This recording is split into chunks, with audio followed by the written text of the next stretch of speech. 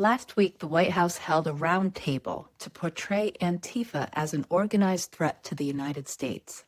In that room were President Trump, Attorney General Pam Bondi, Homeland Security Secretary Kristi Noem, and FBI Director Kash Patel. Noem compared Antifa to Hamas, ISIS, and MS-13.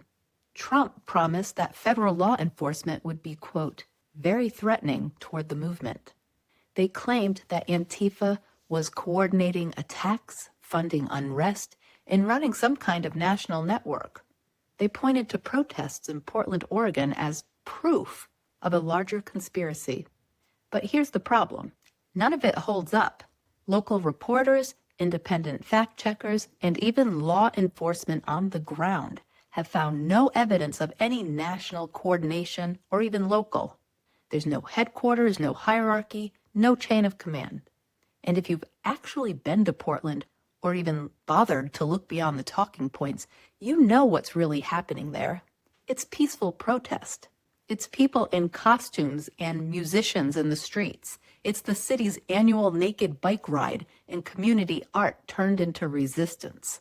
It's humor, not violence, a way to mock the idea that Portland is some kind of war zone. The people out there aren't soldiers. They're citizens using creativity and protest to push back against lies. That's their right. That's our First Amendment right to peacefully protest. And the reason this Antifa network hasn't been documented isn't because it's secret. It's because it doesn't exist. Antifa isn't an organization. It's a movement, a broad stance against fascism. It isn't run by a central committee or funded by some hidden donors. It's just people, Americans, who believe in democratic norms, that elections should count, that power should be checked, and that government should answer to the people. The word Antifa comes from a German word I'm not going to bother butchering, but it means anti-fascist. And the term first appeared about a century ago in the Weimar Republic, the fragile democracy that existed after World War I before Hitler came to power. There was never an official group called Antifa back then either.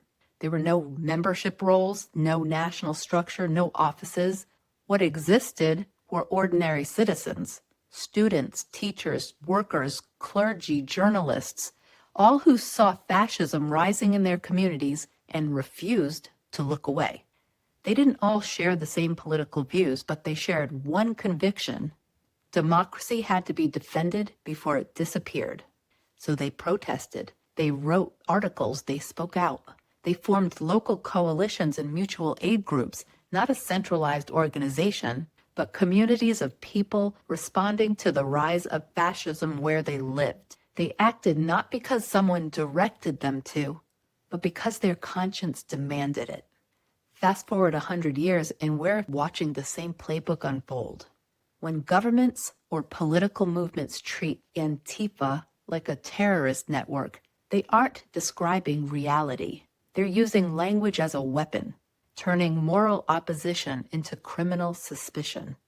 And here's the truth most Americans, I believe this truly, they already know in their guts. Being anti-fascist isn't radical or dangerous.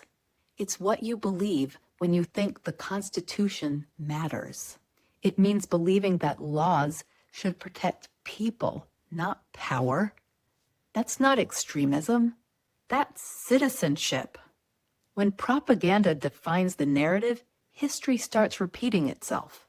In Weimar Germany, labeling citizens as enemies of the state gave fascists the justification they needed to destroy the state itself. And it happened because people stopped questioning what they were told. We haven't seen a real Antifa organization because there isn't one. But the tools exist to make it look real, to fabricate the illusion of coordination where none exists. Bots, fake websites, AI-generated images and videos, all of it can give shape to something that isn't actually there. That's the real danger. Not that an Antifa organization will suddenly appear, but that powerful people can make millions believe it already has. Once fear takes hold, facts stop mattering. And that's when propaganda wins. The real threat is coming from inside the government, from the people who drafted Project 2025. They're rewriting laws, dismantling rights, selling it as reform, while the rest of us waste time arguing about a made-up threat. That's not fiction. That's what's happening right now in the open. So no, Antifa isn't an organization. It's a word twisted into a weapon against anyone who still believes in checks and balances, free elections, and civil rights. And the cruel irony is that the people shouting the loudest about tyranny are the ones building it. That's the lesson from Weimar Germany, that fascists convinced citizens that those defending democracy were the problem, that speaking up was dangerous, that questioning power was unpatriotic. Fear and propaganda did the rest.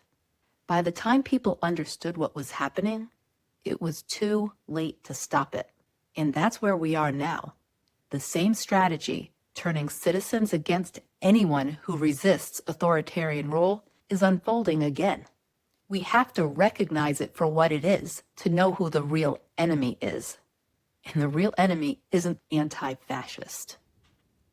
If you learned something here, share it. And if you want to help me keep doing this work, my tip jar's in the bio.